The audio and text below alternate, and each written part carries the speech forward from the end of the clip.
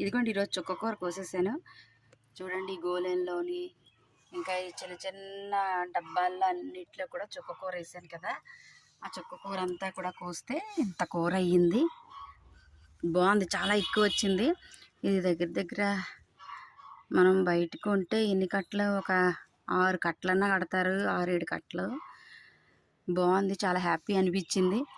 ఎందుకంటే నేను పండించుకున్న కూర కదా. ఇది సమ్మర్ స్టార్ట్ అయింది కదా, చూడండి మా తెల్ల గులాబీలు తెగ విరబూస్తాయి.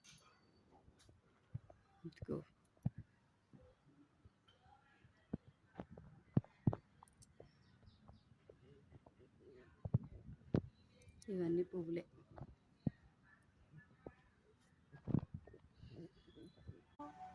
డబల్ షేడ్ గుత్తులు రెక్కలు రాలిపోయి light pink dark pink double shade అది.